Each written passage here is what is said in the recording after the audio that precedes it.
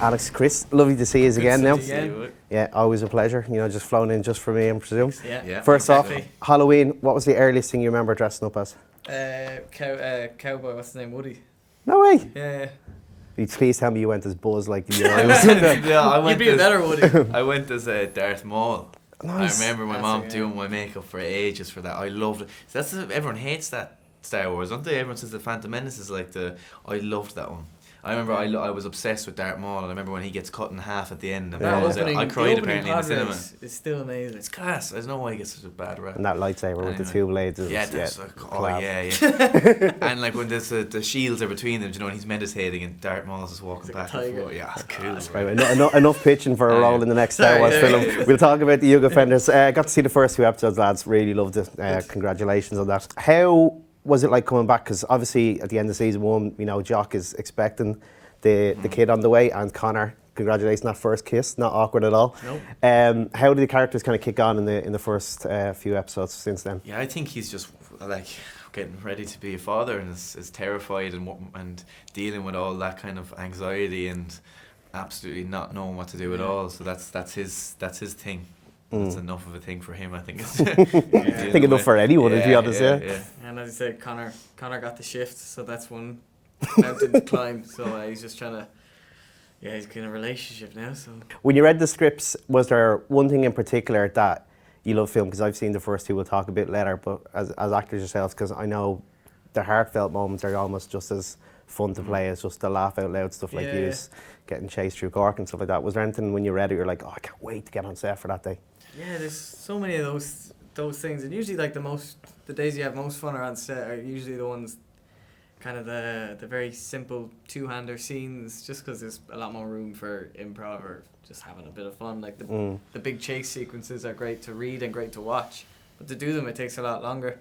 But I always remember like season 1, you read the episode with this big massive tuna, and I just remember being like, we're gonna be just wrestling a tuna all day. And in fairness, Pat O'Connell, they went off and caught a big tuna off the coast of France. Was that real? It was real. It wasn't. It was. Jesus. It's annoying because no one believes it. It was just, It was real, just because it was heavy as well. Like, we were trying to get that. Yeah, we were very smelly for a long time. There was a script for the scene where we're putting it in the trolley was...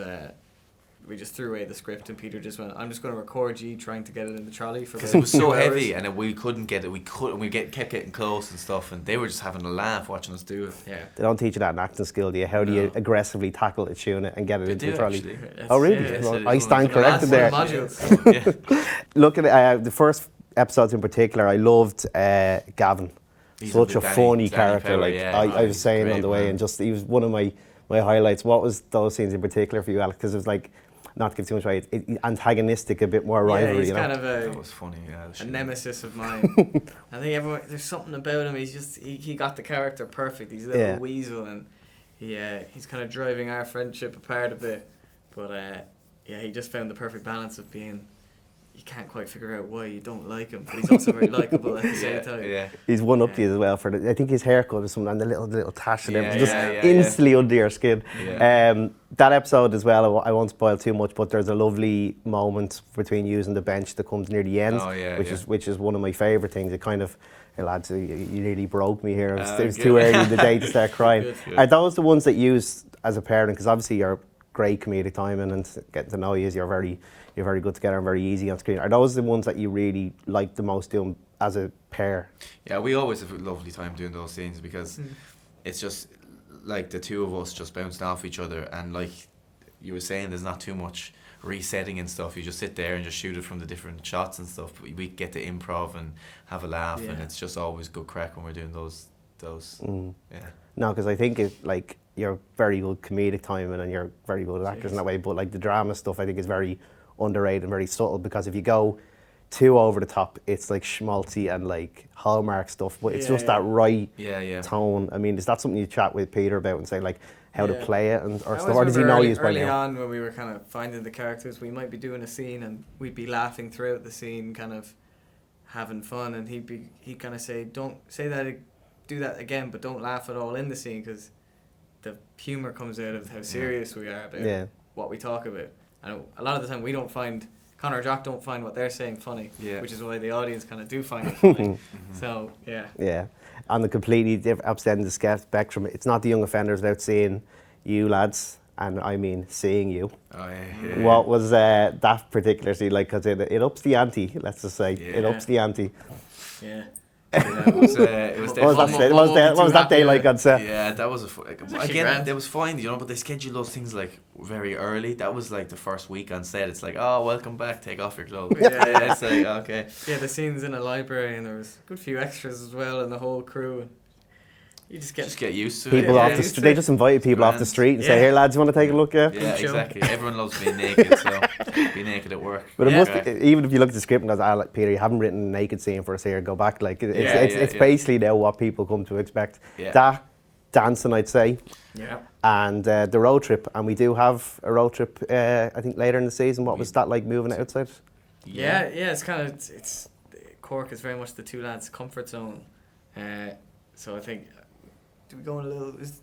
We just go up the country a bit. It's not like it's a big. It's not like we go to Ibiza or anything. But that's next. That's like in the next movie or next season. Hopefully, I think it's just good to see the rival. That's whenever you kind of see the rivalry between different counties, kind of friendly rivalry. Yes, nice. And I know we're all big fans of Shane. There's Billy Murphy himself. Yeah. What was the scenes like? Because at the end of the season, I've talked to you previously how much I love him as a character. I think everyone does. Like kind of the dynamic he's had between like you're afraid of him, but he's also a bit friendly. There's a bit of a warm side to him. Yeah. How does that play out over the season? Yeah, he's always a bit on edge, and you can't quite tell if they're friends with him or not. Or there's a weird balance of because he can do stuff for you as well, and he's a good asset to have as a friend. But he could also throw you under the bus. Which Shane brings as well, like just acting with him. He's just very unpredictable actor in the best way. Yeah. It's always, you know, keep you on your toes. They keep you on your toes and just constantly giving you different things to work with and stuff. So Shane's great like that. Yeah, he's class. I think from seeing the first two, I think kind of like fatherhood and kind of like the family unit is kind of like a core strong team throughout it. We saw it obviously in season 1 when Jock was moved in. The character himself kind of gets room to breathe because obviously he has a kind of a sad backstory. Were you surprised? Were you actually very enthusiastic to take him that way and kind of give this extra layer to him as well, with Conor as well? Yeah, it's just good to show different sides to the characters, you know, and explore those things. And I think there's just so much depth to these characters, and you know, it's written so well that we get to kind of go into all those facets without overindulging in them as well, you know, because when these kind of sides get revealed of Jock, he doesn't necessarily feel comfortable with them being revealed, so he wants to move on and not show that side to him, which is great to play. So yeah, it's a lot of fun. Yeah, with a film is like an hour and a half long, but we've got such a long period to explore these characters in the world that they live in. So we've got 3 hours of season 1 and 3 hours season 2. It's just it's a lot.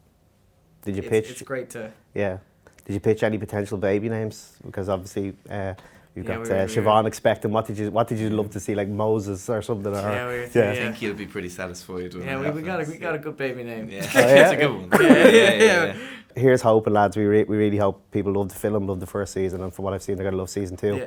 Yeah. Interested in coming back and maybe seeing where the characters go, hopefully for more episodes and stuff like that. Yeah. There's a lot more to give. Oh yeah. And, I just think it was great to have the demand for season 2. So if the demand stays, happy out. So you're not falling out anyway. I can see you're not butting heads yet. You're still good, lads. Thanks very much for your time. Love the first few episodes. Can't wait for everyone to see it. Thank you very much. Good to see you.